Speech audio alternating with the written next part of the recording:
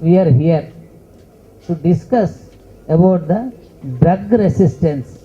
I think you might have read today's paper. There is a super bug in the metro water supply of Delhi where no drug is acting on that microbe. For any disease, we use antibiotic. Suppose that bacteria is getting used to that antibiotic, you use second antibiotic. Suppose all drugs are over, that microbe is getting used to these antibiotics, then there is a problem. That is called drug resistance. We have quite number of diseases like tuberculosis. It is becoming drug resistant tuberculosis. HIV patients, there is a drug resistance for HIV patients. Even malaria also becoming drug resistance.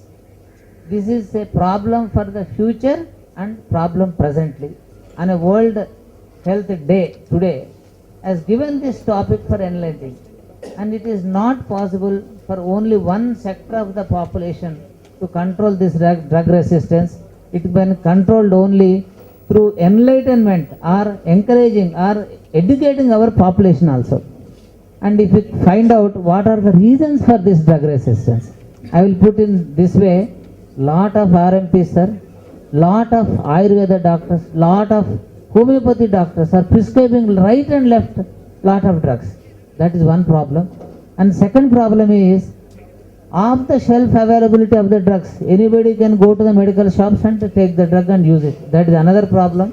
And you are getting drug resistance because of that. Substandard drugs also is another reason why there is lot of drug resistance is coming.